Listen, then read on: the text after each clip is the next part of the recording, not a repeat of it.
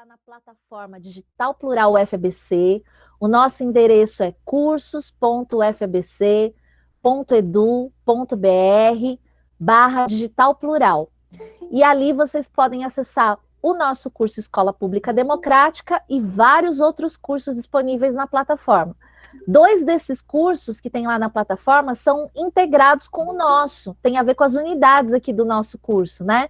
Tem o curso sobre pesquisa participante e pesquisação, que ajuda o pessoal com as metodologias que podem fazer o diagnóstico na comunidade escolar, para fazer o projeto político-pedagógico, entender melhor a realidade da sua comunidade.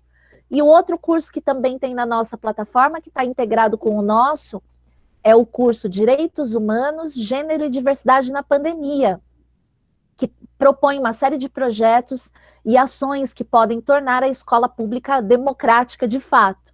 Então, depois vocês podem ver os links que eu vou colocar aí no chat para vocês acessarem todos esses cursos. A gente está ofertando aqui na nossa plataforma parceria com o Encontro USP Escola, que todo ano é realizado no mês de janeiro e julho, no formato presencial, mas por conta da pandemia, esse ano nós fizemos tudo online.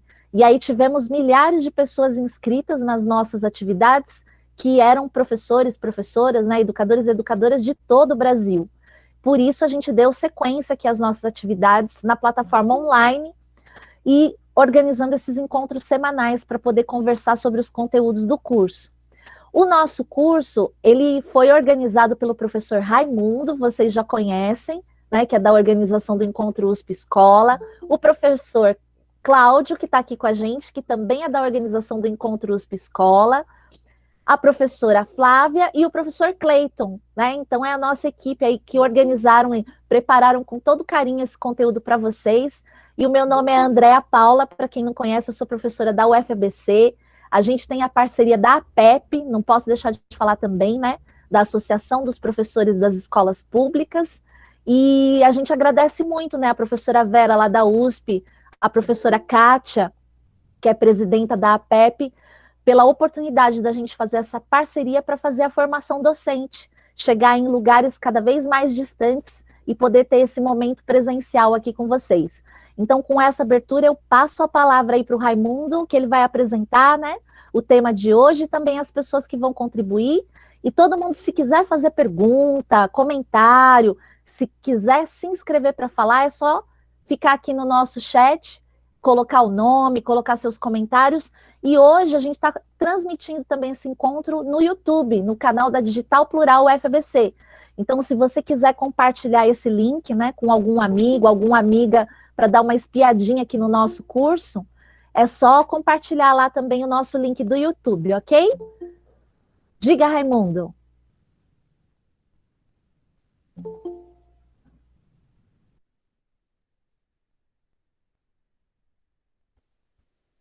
Tá sem som. Raimundo, tá sem som.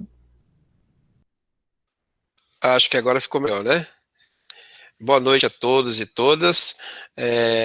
Obrigado a todos por mais este encontro, né? A professora Andréa não falou, mas ela também é uma das pessoas que contribuiu com a elaboração deste curso. Aqui a gente agradece, ela é a responsável por abrir esse caminho de uma parceria entre a Associação de Professores de Escolas Públicas, que é chamada APEP, com o Encontro USP Escola, juntando ali com a professora Vera, que é uma liderança lá na USP, é a coordenadora geral do Encontro USP Escola, da mesma forma que a Andréa tem feito um trabalho muito bom, e é uma liderança aqui também nesse processo de unir professores e outras pessoas, não só professores, acerca dessas questões que nos são, que acabam sendo muito caras para nós, né, que é a questão dos direitos humanos, o direito à educação, a livre expressão no ambiente escolar. Isso, ela tem essa participação e a gente agradece muito essa parceria que está se consolidando. Ela iniciou lá em 2016, mas que agora ela ganhou um fôlego em razão dessa necessidade de nós fazermos esses encontros após o webinário USP Escola, que trouxe cerca de 5.000 professores do Brasil inteiro para participar, uma loucura, 54 atividades diferentes aconteceram lá, e isso ainda está, assim, reverberando, né, ecoando, e a gente está pensando como organizar todo esse grupo de professores que participaram. Então, hoje, nós vamos fazer, da continuidade, nós estamos no terceiro encontro. Eu quero dizer que meu nome é Raimundo, né, para quem não me conhece, a Andréa já me apresentou, mas eu sou professor de língua portuguesa na Rede Pública Estadual e faço parte do Encontro USP Escola, sou um dos coordenadores do Encontro USP Escola. Então nós estamos, hoje é o terceiro encontro nosso, a terceira live, né? A gente vai retomar algumas questões acerca do Grêmio Estudantil, do protagonismo juvenil que ficou para a gente tratar desde a semana passada, que na semana passada nós falamos sobre de como a escola deve organizar as suas instituições para se tornar democrática, né, para iniciar, não é que se torna, a gente não, a escola ela não dorme autoritária e acorda democrática, né, então é um processo contínuo, né, do exercício da democracia. Então na semana passada nós conversamos sobre essa ideia de Grêmio Estudantil, de como que o Grêmio Estudantil contribui para a criação de espaços de diálogo. O professor Cláudio, que fez essa fala, ele retoma hoje para concluir ou criar mais discussão. Na verdade, não é concluir, que isso não se conclui, né? A gente cria um pouco mais de discussões acerca disso. Falamos um pouco da PM, do Conselho de Escola, né, alguma coisa sobre o Conselho de Escola, qual é o papel protagonista do Conselho de Escola, não é, que precisa, toda escola precisa ter um conselho de escola, para que ele possa, então, organizar a parte pedagógica, administrativa e financeira, criar um regimento interno, não é? Criar um espaço real de diálogo, formular o projeto político pedagógico, trazer a comunidade para dentro da escola. Então, nós fizemos essa conversa na semana passada, ela está lá na unidade 2, não é? Que vocês podem explorar um pouquinho mais lá, na parte da plataforma, e hoje a gente faz um pouquinho da introdução, estamos com um pé na unidade 2 e começamos a falar um pouquinho da unidade 3, né, que é essa ideia de traçar um perfil, né, da sua unidade escolar, não é, que é para a gente, o perfil, se eu tenho um Grêmio, eu tenho um conselho de escola, eu tenho uma APM, eu tenho o conselho de classe participativo, então está se formando ali uma estrutura de participação coletiva. O próximo passo, então, é criar o projeto político pedagógico, né, que é para a escola, então, conhecer a sua comunidade, né, conhecer os aspectos culturais da comunidade. Ainda no encontro passado, eu sugeri que os professores, ao voltar para o presencial, que um dia, um momento nós vamos voltar, ao invés de fazer aquele trajeto casa, escola, casa, estacionamento da escola, sala de aula, sala dos professores, se houver, se sentir seguro, vá à feira do bairro ali onde você está trabalhando, né, comer um pastel, né, então vá ao centro cultural, vá à sociedade de amigos de bairro, conheça as pessoas que trabalham ali no entorno da escola, sempre tem um tio vendendo bala por perto, tem um tio da perua, tem um tio que olha ali um comércio ou outro, tem alguém que trabalha na escola também que é da comunidade. Eu acho que é um ponto importantíssimo, caros professores, caras professoras e estudantes que estão conosco aqui, todos da comunidade. Aqui nós somos uma comunidade escolar, então, às vezes nem é preciso apontar professor, mas enfim, é importantíssimo que vocês façam esse contato com a comunidade, para vocês sentirem, para vocês verem quem são, para quem é que chega sistematicamente na sua sala de aula, para compreender isso. para compreender este garoto, esta garota que chega lá. Né? Eu, enquanto coordenador de uma escola aqui, eu já vou passar a palavra, que nós temos a fala do Cláudio, a fala da Silmara, tá a Márcia, a professora Márcia aqui, não sei se ela vai querer falar, mas e outras pessoas que já pode ir colocando o nominho aí no chat para a gente, enquanto eu falo aqui, que eu não consigo anotar os nomes, alguém anota para mim, o Cláudio ou o André, por favor. Mas enfim, eu tenho uma experiência eu fui coordenador de uma escola aqui, no Jardim da Represa, em São Bernardo do Campo, e uma das ações que eu fiz com os professores foi isso. Então, os professores reclamavam, essas crianças parecem que não dormem à noite, chegam, tem que ficar chamando na sala de aula, porque tem um ou outro ali dormindo, chega a babar na carteira, que é isso? Tá, tudo bem. Então, uma das ações que eu fiz com os meus professores, professoras, foi ir à feira, falar, pessoal, vamos sair um pouquinho da escola aqui. Esse negócio de ATPC preso aqui na sala de aula talvez não seja tão legal. Eu moro aqui no Jardim da Represa, né? É importante saber disso, que eu sei os caminhos, né, do local, mas enfim, eu falei, nós vamos fazer o ATPC na feira. Fomos na feira, né? Então, encontramos alunos nossos na feira, eles são bem diferentes quando a gente encontra eles na rua.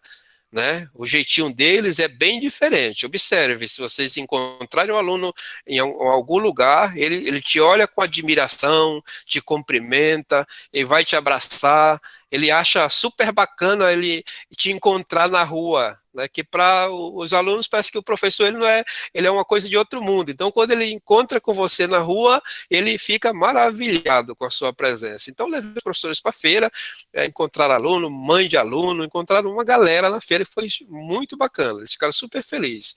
Fui no Centro Cultural, fui na Sociedade de Amigos de Bairro, desci na favela, não é? Passei nos bequinhos, né? Passamos nas pinguelas, passamos perto do córrego e eu disse lá, olha, quando chove esse córrego enche e essas pessoas que moram à margem do córrego aqui tem que pegar os colchões e tudo que tiver para levar para a Sociedade de Amigos de Bairro, que é um pouquinho mais alta, né? E lá eles conseguem terminar a noite, tá? Consegue terminar a noite. Então, eu fiz esse rolezinho com os professores. Num outro momento, lá no ATPC, eu expliquei, uma das professoras me ligou, me falou assim, olha, professor, naquele dia à noite, choveu que ficou uma coisa terrível. E a professora me relatou como ela ficou em casa, né, pensando como que as crianças e jovens estavam naquele momento, né, de ter que correr do barraco ali para ir para um lugar mais alto para a água não levar. Então, eu fiz um dos caminhos que essas crianças saíam da favela para ir até a escola. Eu falei aqui o caminho que a maioria dos alunos faz. Então, foi a próxima conversa, o próximo ATPC foi para dizer assim, olha, é importante a gente entender por que elas estão dormindo, às vezes. Porque nesses barracos, crianças não conseguem dormir, muitas vezes. Não são todas, mas algumas não conseguem dormir. Por quê? Porque é o traficante andando a noite inteira para servir droga, às vezes. É a briga no bar que impede o jovem de dormir, é a briga de casal, né? Então a paredinha ali, um barraquinho, parede fina, o barulho, então a criança não consegue dormir, às vezes vai para a escola com sono. Né? Então, aqueles que chegam em casa, na escola, às vezes com a roupinha molhada, com o pé, com lama no pé, às vezes, eu acho que é preciso que a gente tenha um pouquinho de cuidado, né? Porque a democracia começa ali, quando você consegue perceber ou se colocar no lugar desses jovens que chegam sistematicamente todos os dias na escola, que às vezes a realidade deles é bem diferente. É por esta razão que eu convido a todos e todas aqui a conhecerem o espaço geográfico de onde das escolas onde vocês trabalham. E para além de conhecer o espaço geográfico, é importante vocês conhecerem de onde seus alunos vêm. Quais são os prováveis trajetos que esses jovens fazem para chegar até a escola, não é? Então, em que condições esses jovens... Dá para olhar, às vezes, se tiver medo, dá para olhar no Google Maps, né? Vai lá por cima, olha tudo, a comunidade, né? Para ver onde você está, como é que... Ali, você pode ver no mapa que ali tem um centro cultural, tem a farmácia, tem a padaria, tem uma praça, para você se localizar onde você está, né? Para ter essa...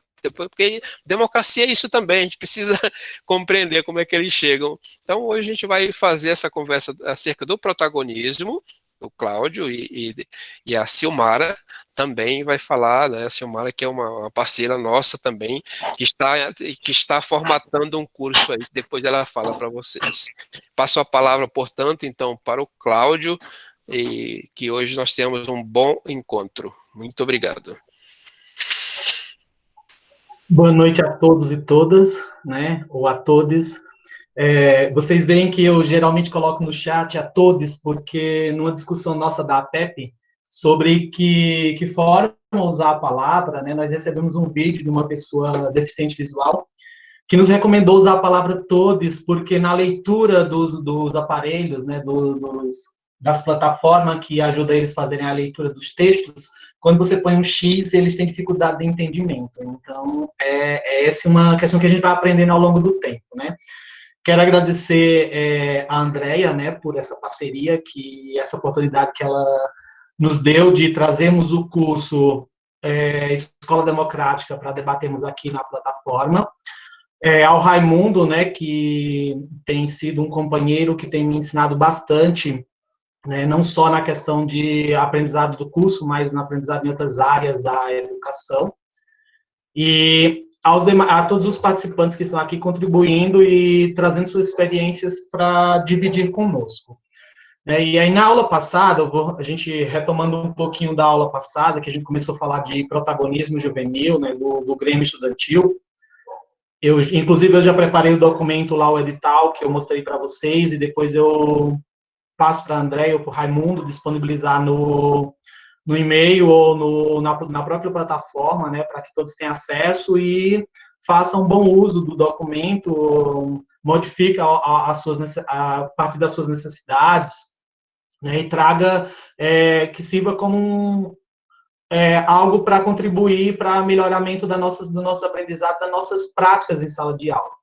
E aí eu quero voltar a alguns pontos que a gente levantou na discussão da aula anterior, quando a gente estava falando de Grêmio Estudantil, né, e falando das nossas formações, que eu mostrei para vocês o nosso edital, e que foi um edital construído a muitas mãos, porque tem participação dos jovens, tem participação de todos os professores que estavam envolvidos no processo, diretamente ou indiretamente. E por que isso?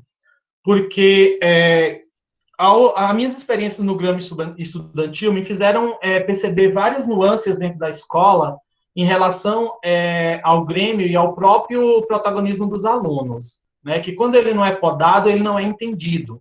Então, existe dois processos aí. E aí a gente parte sempre para a questão de uma guerra interna, né? E parece que existe uma demanda de uma luta e uma briga entre professores e estudantes, principalmente quando existe esse processo.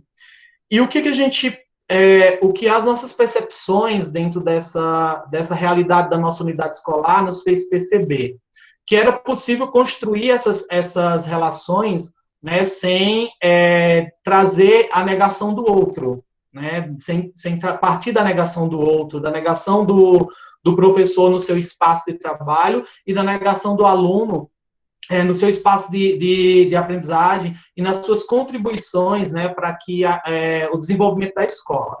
Então, a gente começou a pensar nesses aspectos, e aí eu trouxe alguns pontos para vocês na aula anterior, que foi a questão dos alunos irem até os ATPCs, né, discutir com os professores a questão das atividades gremistas.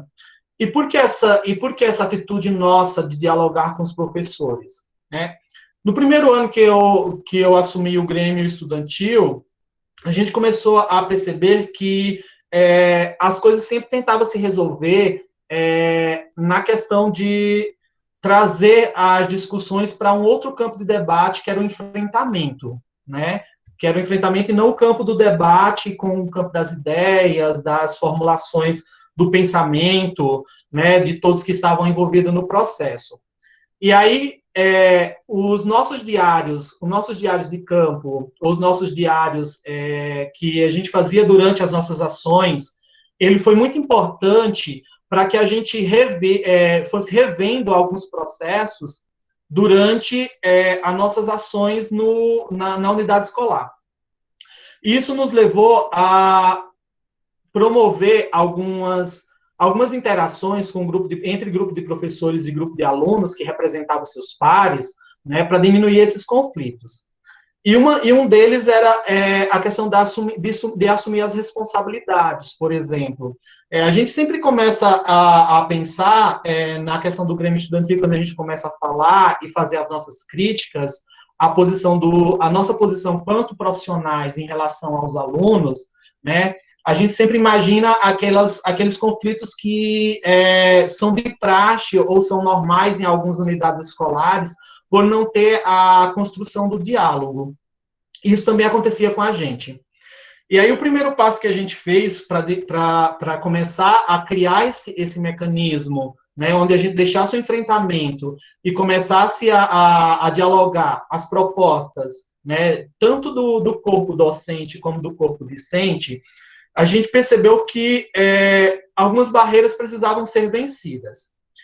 E a partir daí o Grêmio começou a colaborar com os professores na questão de divulgar suas ações, apresentar para os professores as suas pretensões ou as suas ideias, para que junto com os professores, né, desenhasse essas ideias dentro da escola através dos ATPC.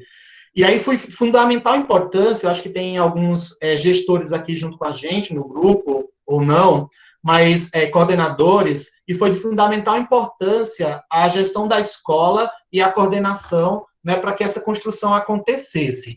Por quê? Porque eles eram os facilitadores dessa participação do Grêmio, né, dentro dos ATPCs, e esse diálogo maior do Grêmio com os professores, que no início não foi tão... ele foi um pouco complicado, ele não foi tão, assim, digamos, tão pacífico ou tão sem conflitos.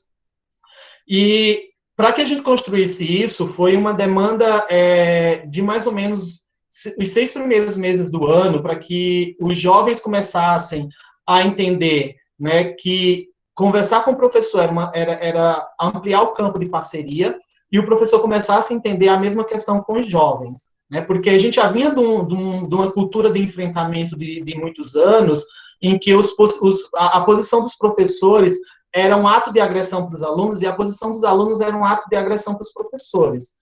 Então, como trazer e trabalhar isso num campo em que já tem se instaurado essa cultura? Esses espaços que a gente começou a construir dentro dos ATPCs com os professores, eles começaram a ser, no início, só de apresentação, sem uma discussão, né? Para que a gente começasse a quebrar a primeira barreira, que era a questão dos jovens participar dos ATPC, que havia uma resistência dos professores quanto a esse sentido do Grêmio estudantil, dos alunos dialogarem. E quando a gente trabalhava com os alunos, havia uma resistência dos alunos por entenderem que os professores não os queriam nas suas reuniões, né? Então, eles já tentavam fazer esse enfrentamento direto, né, nos corredores da escola, principalmente, para que, criando alguns conflitos.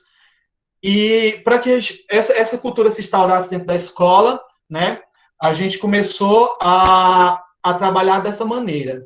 E o que contribuiu bastante para isso foi, em primeiro momento, a organização do campeonato escolar da nossa escola, né, que a gente começou a estudar algumas questões sobre o comportamento dos alunos dentro das salas de aula, e os próprios alunos começaram a propor, né, que esse diálogo se ampliasse através do campeonato escolar, que é um fator que os alunos da nossa unidade escolar se envolvem bastante, né, e que eles pudessem ser um vetor, um fator, né, de facilitação desse processo de diálogo entre as duas partes, né? Porque entende-se dentro da escola que o protagonismo do aluno, né, E aí a gente não vai adentrar aqui muito nas questões das teorias, né, porque a nossa ideia é ouvir os colegas compartilharem as suas experiências dentro da sala de aula, dentro, dentro da escola, dentro da sua unidade escolar, no chão da escola, como é que você constrói isso com os alunos.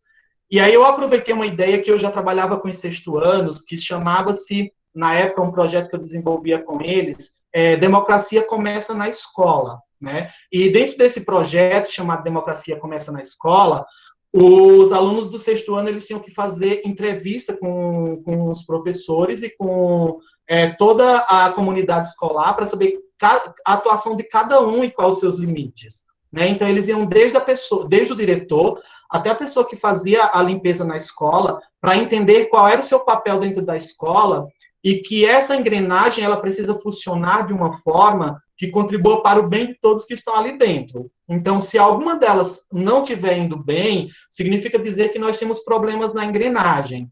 E aí eu resgatei esse processo que eu já fazia nesse trabalho com os sextos anos, né, que eles, geralmente, os sextos anos, por que a gente fazia esse trabalho com eles? Eles chegavam de outra unidade escolar, né, então eles estavam totalmente perdidos dentro da nossa escola, e da nossa unidade escolar, por a questão das mudanças que já acarreta na vida deles, né, nesse sentido de estar numa transição, não só de um ciclo para outro, que eu acho que já é bastante complicado na vida deles, e também eles estão num ponto da vida em que eles nem se entendem como criança, e às vezes não são adolescentes, então eles estão ali querendo se entender também no aspecto da sua personalidade. E aí a gente começou a fazer esse trabalho que começou a dar super certo nos sextos anos, e aí eu levei ele para as discussões do Grêmio, né, de entender o papel de cada um dentro da escola, né, para a gente também entender os posicionamentos dos colegas.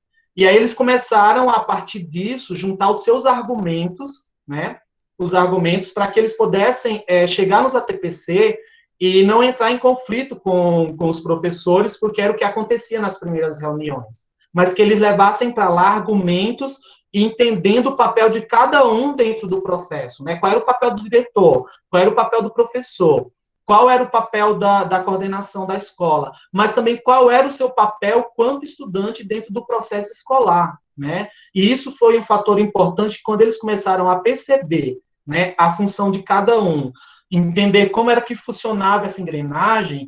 Isso foi bem produtivo, porque eles começaram a trazer consigo, dentro dos seus projetos, por exemplo, ao fazer um projeto para a escola, eles buscavam entender qual eram os limites, né, legais daquele projeto, né, onde ele poderia esbarrar, que ele tinha que estar em consonância com um calendário escolar, com as atividades que eram desenvolvidas na escola, para que não tivesse rejeição. Então, quando eles chegavam para dialogar com os professores, no segundo momento, eles já traziam todas as datas dos seus eventos, baseado no calendário escolar, com a justificativa de onde eles estavam no processo legislacional, né? A gente começou a estudar um pouquinho, em alguns momentos, da LDB, aquilo que ele garante de protagonismo para o aluno.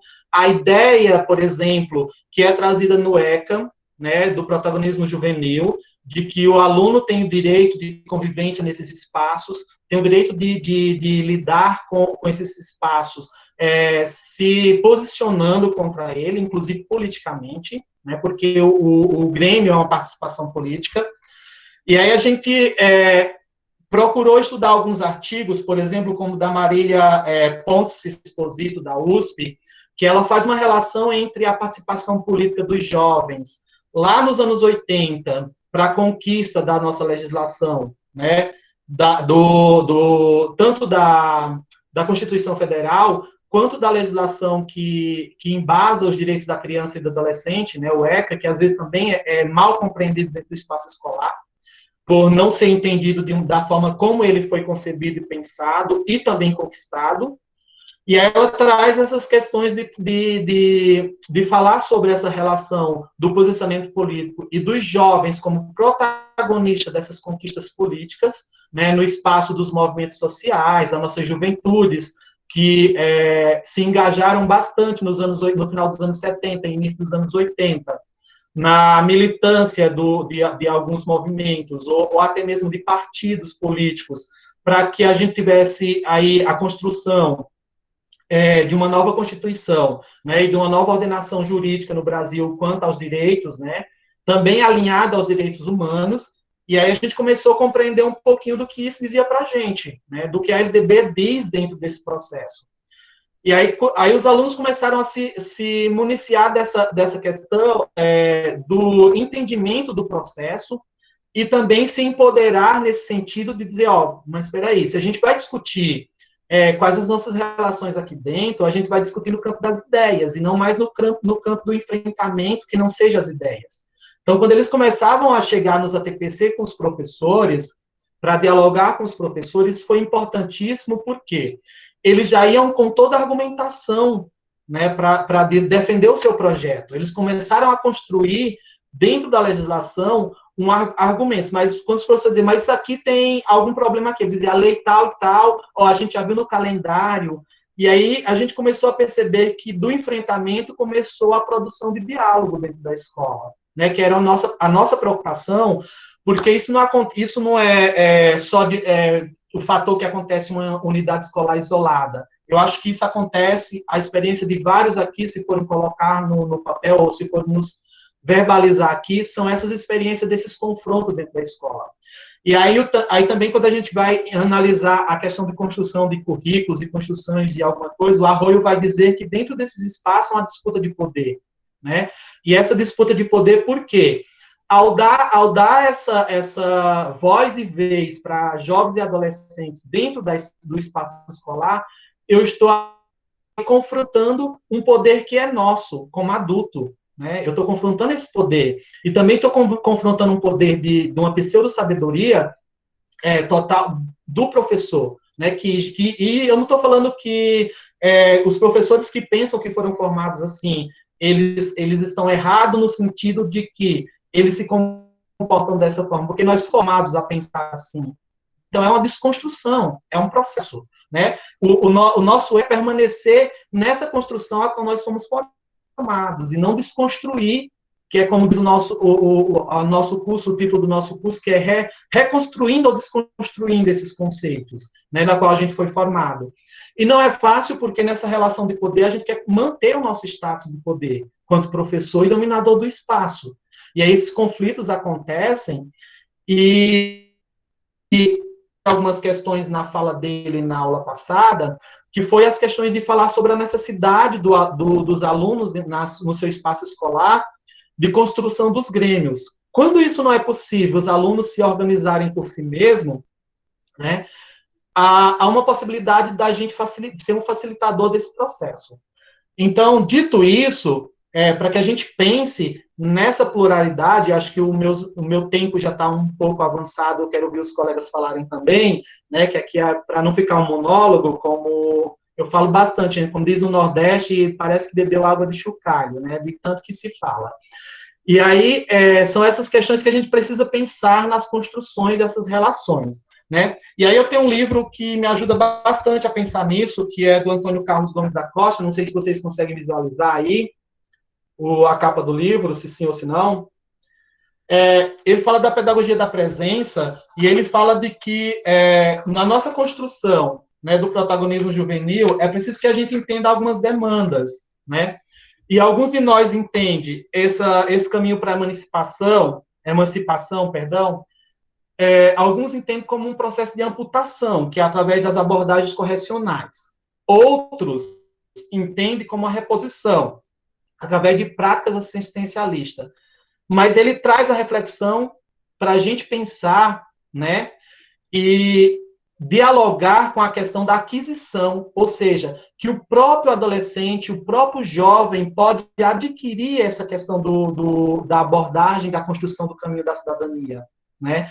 E aí reconstruir esses conceitos para que a gente possa repensar e valorizar o jovem a partir de algumas questões que ele diz na pedagogia da presença, que é pensar nas questões não só das dificuldades ou dos defeitos que a gente diz que o jovem tem, mas nas qualidades que eles traz consigo, né? E trabalhar essas qualidades através da nossa presença como educadores dentro do espaço escolar, né? Ele vai trabalhar isso muito na socioeducação, mas, ultimamente, quem é do Estado aqui, que já fez alguns cursos internos no Estado, percebe que o Estado tem usado bastante esse autor para os cursos, quando é relacionado à questão dos conselhos escolares, dos grêmios estudantis e da questão da gestão da escola democrática, né, porque ele vem discutindo a partir dos anos 90, sobretudo por questão do ECA, né, porque o ECA vai trazer essa demanda de discussão,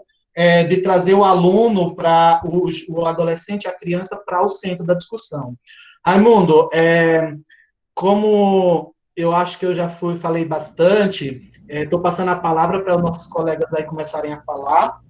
Nós temos a Nilda Aparecida, que se inscreveu no chat, aí acho que ela quer trocar a experiência. E eu vou colocar aqui no chat o título do livro, tá? Direitinho, para que vocês possam procurar se quiserem. Tá ótimo, Cláudio. Você fez uma fala bastante pontual, uma fala importante, né, para a gente compreender esses processos, né, de formação da escola democrática. E aí eu tenho escrito aqui também a Silmara, que já estava, é uma das nossas convidadas. Tem a outra, qual é o nome da pessoa que estava escrita aí, que você me mencionou? Nilza Aparecida Cruz, ela colocou o nome dela no chat. Tá, Nilza, então nós vamos chamar Silmara, a Nilza e Márcia, tá? É nessa sequência. Eu vou acompanhando aqui o chat para a gente ir anotando aqui. Então, Silmara, boa noite, seja bem-vinda. É uma alegria estar aqui com todos, como o professor falou anteriormente. E aproveitando a fala dele, foi uma fala bem interessante, eu gostaria de contar uma experiência rapidamente na minha escola sobre o Grêmio. Foi uma experiência, assim, para mim, um tanto inusitada e meio que estranha. Bem, por quê? Como foi falado na live da semana passada, essa construção do Grêmio foi algo imposto pela Secretaria Municipal de Educação. Eu sou professora da Rede Municipal de São Paulo de Educação. Então, na minha escola ficou aquele alvoroço para criar o Grêmio. Ninguém nunca tinha falado em Grêmio na vida, na escola. Um professor, assim, às vezes falava, eu acho que é necessário, mas nunca teve uma empolgação, um envolvimento para a construção do Grêmio. Mas como foi uma política imposta pela secretaria, ia ganhar em torno de algum dinheiro, não muito, né? E, assim, é algo mesmo que estava, assim, sendo imposto. Então, teria que criar os Grêmios. Aí, assim, de repente, resolveram criar o Grêmio. Mas, como o professor apresentou, né, na semana passada e hoje, tem um edital, tem um chamamento, tem toda uma construção. E nada disso foi feito. E passou a semana, aí na semana seguinte, eu entraria, tipo assim, na segunda aula, ou na terceira aula. E quando eu entrei na minha sala estava com um monte de alunos do sexto, sétimo, oitavos anos e duas pessoas que eu não conhecia e uma professora da escola. Aí eu entrei na minha sala, estava lá todo mundo em reunião. Aí ela me pediu desculpa, vai ter aula agora? É que a gente está conversando sobre o Grêmio, tal. Eu falei, Grêmio, vai acontecer? Eu fiquei espantada. Como que foi esse processo? Eu falei, depois a gente conversa. Então, era alguém de fora, não era nem da escola, que estava conversando com os alunos o que é um Grêmio, como seria o Grêmio. Nunca vi aquelas pessoas na minha vida, mas enfim. Aí eu deixei usar minha sala de aula para, né, conversar sobre o Grêmio. Aí depois eu chamei a aluna, quando terminou a reunião, tudo, né? Isso foi bem depois. Falei, como que foi a eleição do Grêmio? Não teve eleição. Falei, como assim? Falei assim, não, a professora perguntou quem estava interessado, tal, precisava logo construir essa chapa. Eu falei, nossa. E depois, eu ouvi uma professora conversando com a coordenadora, eu falei assim, não, eu queria ficar à frente do Grêmio, coordenar, né, o Grêmio, que tem um professor que coordena. Não, mas fulano já falou que vai ser. Falei assim, não, se você quiser, fulano não vai ser. Ela falou assim, eu falei, nossa, pensei comigo, que coisa mais estranha de Grêmio, né? O que eu aprendi de Grêmio na minha vida. Não, você quer ser a coordenadora, então você vai ser. Não vai ser o professor tal. Eu falei assim, mas o professor tal não já tinha se inscrito para ser? Eu falei, não, mas se você quer, vai ser você. Foi uma coisa muito estranha, muito autoritária, muito imposta desde o processo, né, do quem seria os alunos, a eleição, a chapa. Eu achei interessante o que o professor apresentou semana passada sobre 50% ser do gênero feminino, 50% masculino, uma cota para afrodescendente, enfim. Isso é um processo democrático do Grêmio. Eu acho que essas coisas acontecem, essas experiências negativas, como na minha unidade escolar, porque não está inserido dentro do projeto político-pedagógico da escola. Essas questões, o Grêmio tem que estar inserido no projeto político-pedagógico. Se não está, e se a escola não tem interesse em formar um Grêmio, tudo, vai ser empurrado pela goela abaixo, pela secretaria, e vai acontecer essas coisas que aconteceram, como está acontecendo em muitas outras escolas do município, porque foi uma política imposta pela secretaria. E escolas que já tinham trabalho com o Grêmio há muito tempo, claro que isso não aconteceu, né? E se tivesse inserido dentro do político-pedagógico, como é a discussão também de hoje, a questão do projeto político-pedagógico, seria bem diferente. E outras questões devem estar inseridas dentro desse projeto político-pedagógico, como as relações étnico-raciais, é o que eu vou falar também, né? Porque eu sou indígena, eu sou do povo Guajajara, eu trabalho muito com essas questões, principalmente as questões indígenas. Eu desenvolvo projetos, oficinas, atividades na abordagem da história e das culturas indígenas. E esse curso que nós estamos pretendendo lançar na plataforma digital, professor Raimundo, com todo o apoio da professora Andréia, dos professores, professora Kátia, um curso que trate dessas questões, da discussão do ensino das culturas indígenas na escola, como preconiza a Lei 11.645/2008. Né? Acredito ser necessário discutir, refletir, compreender as possibilidades e desafios para uma educação transformadora e antirracista. Isso deve estar no projeto político-pedagógico da escola, essa educação transformadora e antirracista, porque se essa questão estiver contemplado no projeto político-pedagógico, o Grêmio, certamente, na minha escola, ele seria construído de uma outra forma, porque isso também envolve essa educação transformadora, a educação para a democracia, a educação antirracista, enfim, né? E esse curso, ele busca constituir-se no mecanismo de combate ao preconceito e à discriminação étnico-racial e a invisibilidade ao qual foram os objetos os povos indígenas. Nesse curso, a gente também pretende discutir alguns equívocos que foram construídos socialmente ao longo do tempo, ao longo da história, e que a gente ainda repete sem saber, sem se dar conta. Por exemplo, a diferença entre índio, indígena, qual termo que a gente se usa, as questões indígenas e a decolonialidade, como que a gente enfrenta essas questões na escola, como que a gente pode trabalhar essas questões na escola. E também esse curso pretende ser uma troca de experiência, como está sendo o curso Escola Democrática. Os professores, as professoras, os outros envolvidos, trazer experiências de abordagens na educação das relações étnico-raciais, trazer experiências positivas e negativas para que nós possamos refletir. As experiências negativas, elas servem para a gente refletir, para não repeti-las.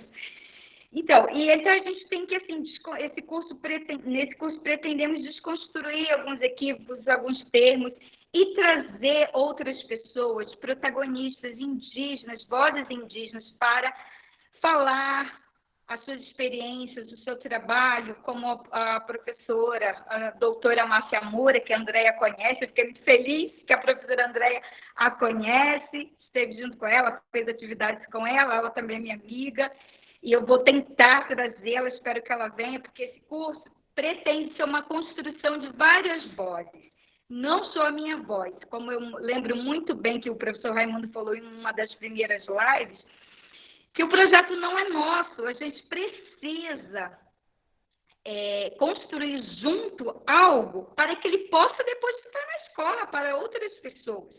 Ajudar a construir, continuar na construção. Não é o projeto da Silmara, é o projeto do professor Raimundo, é um projeto de todos e todas e todes, entendeu? Um projeto, uma educação transformadora tem que ser abraçada por todes. Essa educação antirracista tem que ser abraçada por todes, não um projeto de fulano e de ciclano. Então, é isso.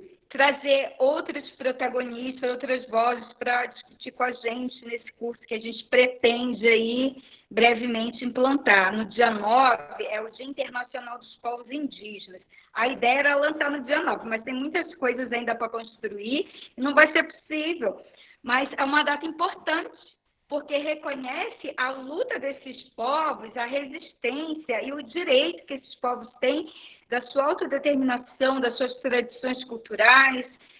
É isso. E também algumas questões que pretendemos desconstruir nesse curso levantar uma discussão e reflexão. O termo tribo, né, que é só um exemplo, tá? É mais uma forma colonialista de se referir a algumas culturas que eram consideradas inferiores, né? Um termo que se reduziu à cultura de um povo. E apenas uma manifestação cultural, mas não é isso, por isso que a gente não fala tribo indígena, tá? A gente fala povos ou nações indígenas. Isso é só um exemplo, tem muitos outros exemplos que precisam ser discutido. Vocês podem, né, encontrar em livros didáticos ainda esse termo, outros livros, mas a gente usa, são povos, e não índio, no sentido genérico, são indígenas, povos indígenas, porque são 305 povos indígenas que falam ainda 274 línguas diferentes, povos que têm uma tradição e culturas diferentes, que historicamente eram inimigos até, enfim.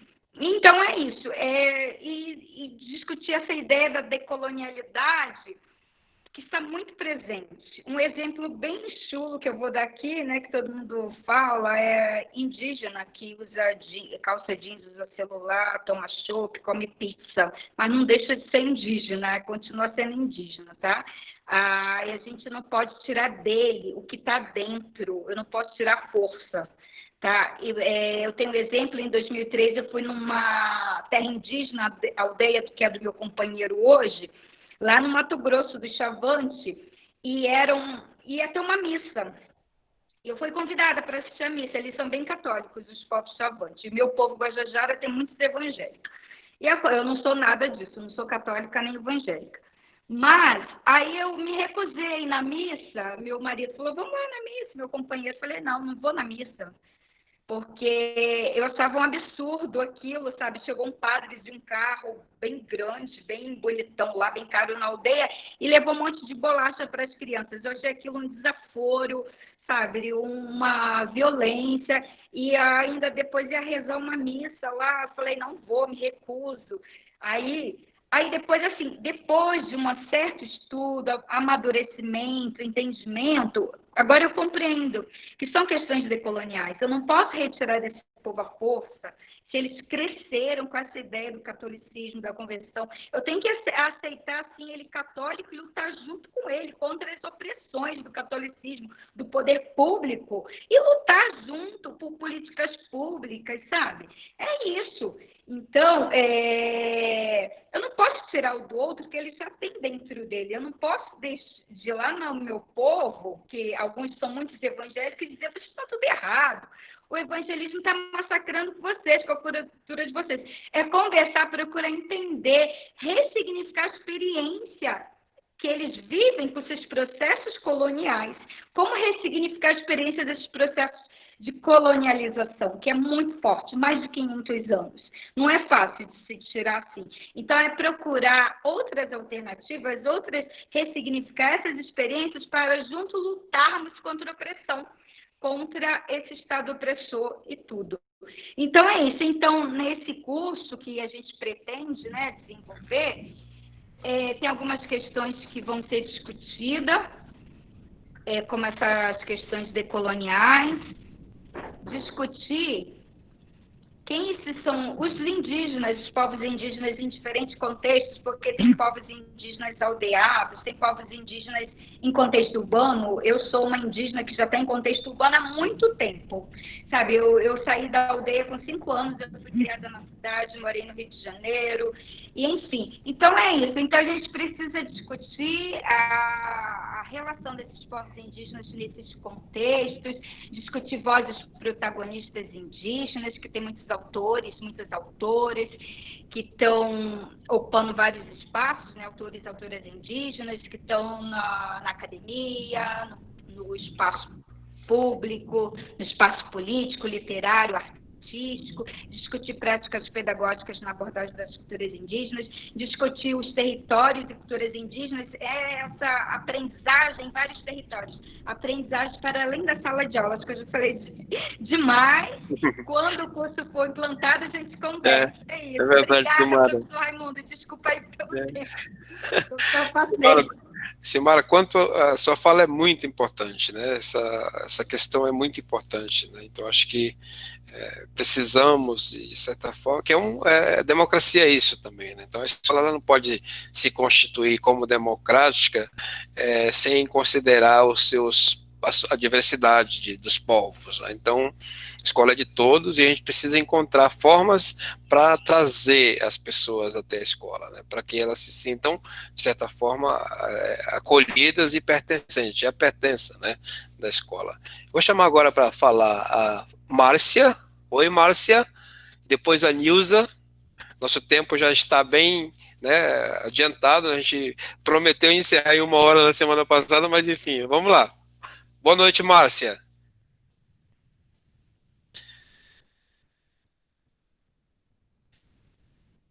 Liga o microfone, Márcia. Boa noite a todos. Eu estava um pouquinho envergonhada, mas agora eu vou conseguir.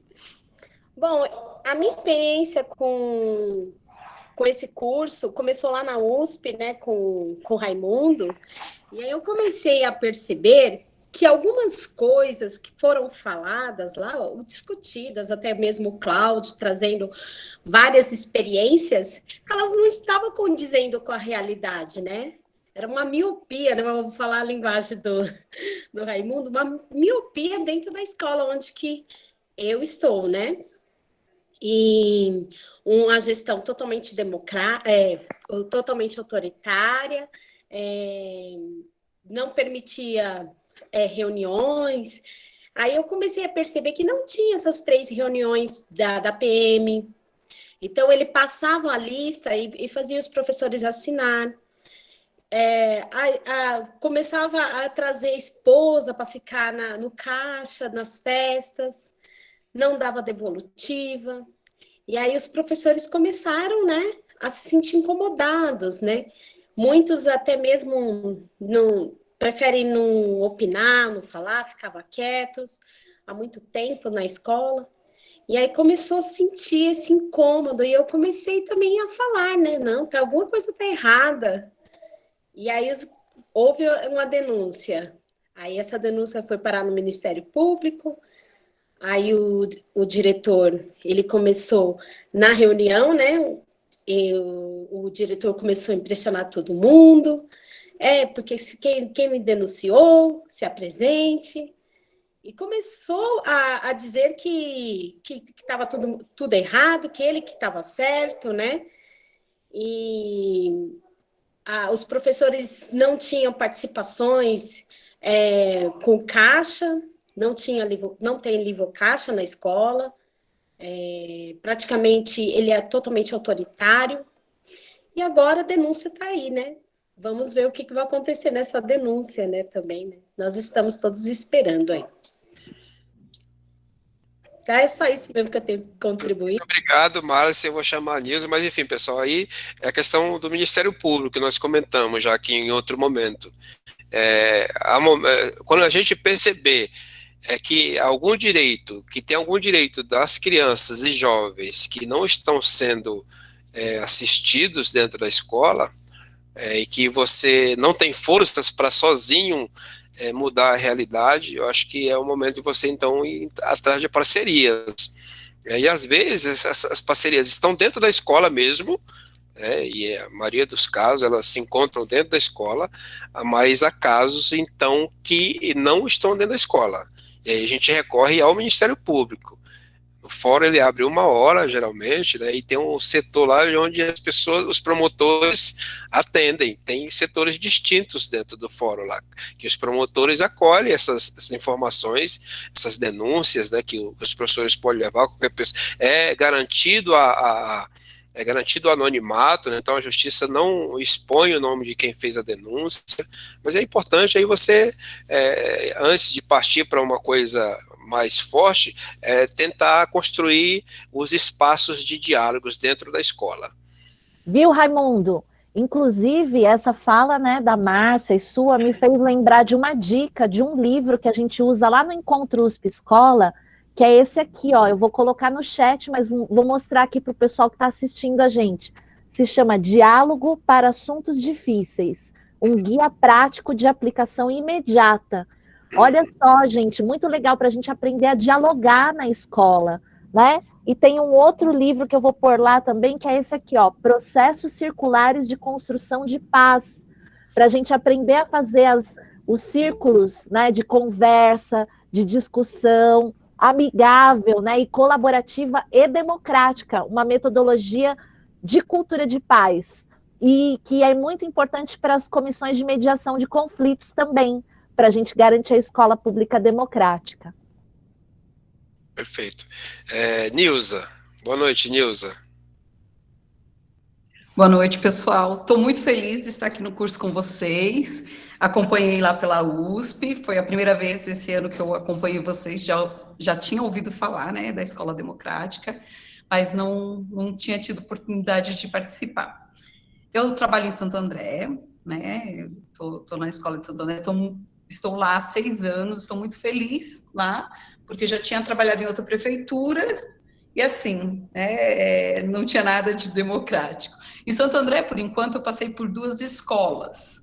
Na primeira, era uma escola que tinha do infantil ao fundamental, 4º ano só, mas assim, totalmente democrático, né? Tanto que nós tínhamos lá o Conselho Mirim, né?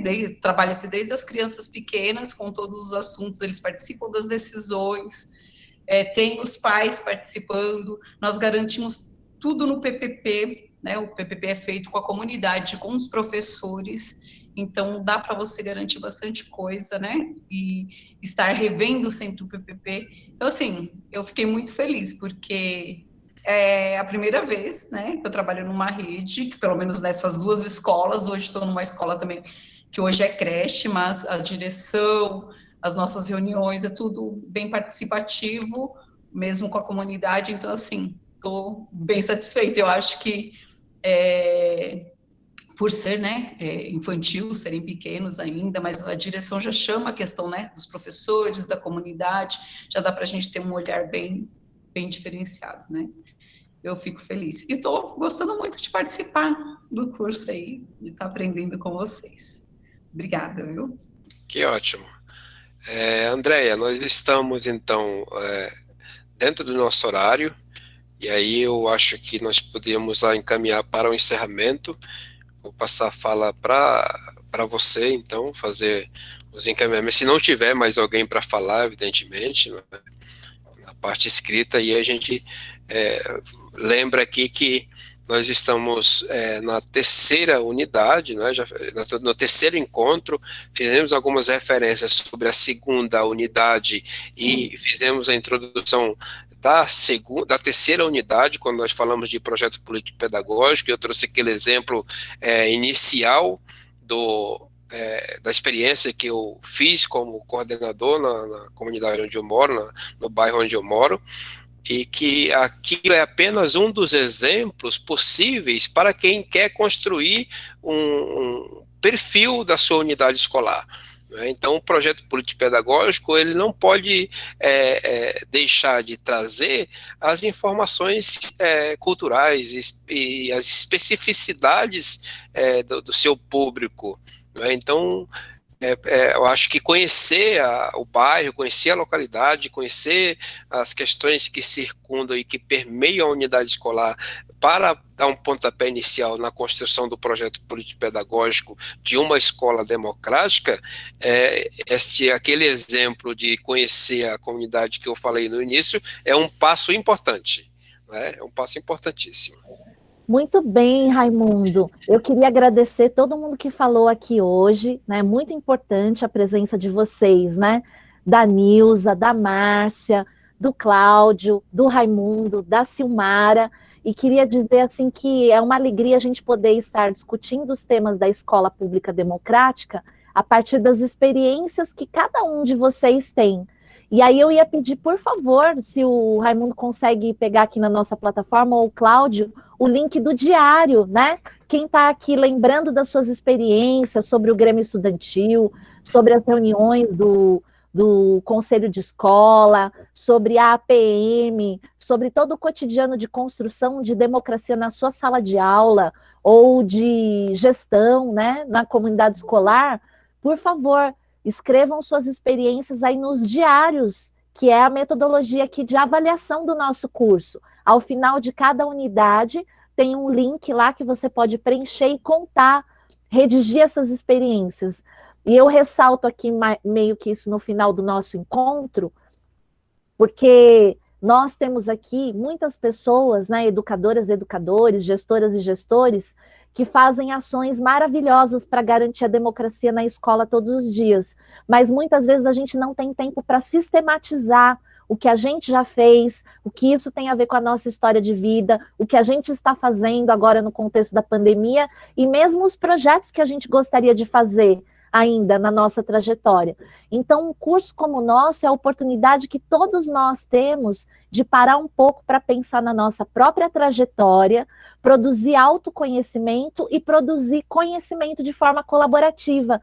Então, por favor, gente, preencham os diários, né, que faz parte do trabalho avaliativo, e também, se vocês tiverem bastante desenvoltura, né, como vocês viram aqui os nossos palestrantes, fiquem à vontade para vir nos nossos próximos encontros e contar as experiências de vocês. Esse é o convite que o professor Cláudio, o professor Raimundo, a professora Flávia, o professor Cleiton, que organizaram esse curso e que eu tenho a oportunidade de colaborar com eles, é o convite que a gente sempre faz nos cursos presenciais, para o pessoal falar, né, contar os aprendizados, reunir documentos para mostrar que na escola se produz conhecimento também.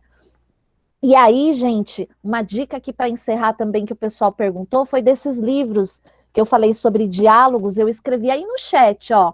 Mas para quem está vendo a imagem, Diálogo para Assuntos Difíceis, Processos Circulares de Construção de Paz. Então, o Cláudio falou hoje do Grêmio, muito importante, né, que entre os estudantes que vão participar do Grêmio, que eles aprendam a conviver de forma democrática, que eles aprendam a dialogar com respeito mútuo, né, que eles aprendam a, nesses círculos de construção de paz, passar a palavra para cada pessoa falar e aprender tanto a falar quanto a escutar o outro, mesmo que não concorde com as opiniões, que as pessoas possam se manifestar livremente.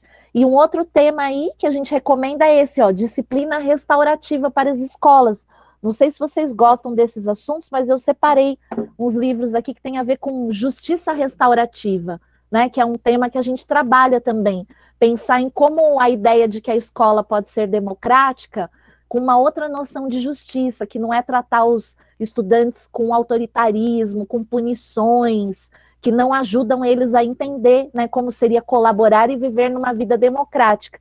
Então, a justiça restaurativa fala de como, quando há infrações que são cometidas ali no espaço escolar, como a gente pode chamar todo mundo para dialogar, para pedir perdão e para fazer a reparação. Então, que legal se a gente tiver desde o Grêmio, né, desde o espaço da sala de aula, desde os conselhos, associação de pais e mestres, com esse real espírito de colaboração, de escuta, de perdão, quando há os conflitos, né, de justa medida para encontrar o entendimento e conseguir trabalhar junto na nossa comunidade escolar. Muito bem, gente, então a gente vai encerrar a nossa transmissão hoje. Não sei se o Cláudio quer dar um tchau, o Raimundo também, mas eu deixo aqui o meu abraço para vocês, viu? André, só um tchau e uma recomendação, ó. Quem quiser, eu também posso dispor isso aqui depois. Chama-se Direitos Humanos, Democracia e Desenvolvimento, do Boaventura de Souza Santos e a Marilena Chauí. Né? Eu quero deixar uma frase aqui para que todos possam pensar, né, dentro dessas construções do espaço democrático. Ele diz que temos o direito de ser iguais quando a diferença nos inferioriza e temos o direito de ser diferentes quando a igualdade nos trivializa. Então, só para que todos pensem, né, nessa frase do Boaventura e nessas construções que a gente está aqui debatendo sobre a construção e a reconstrução dessa ideia de democracia.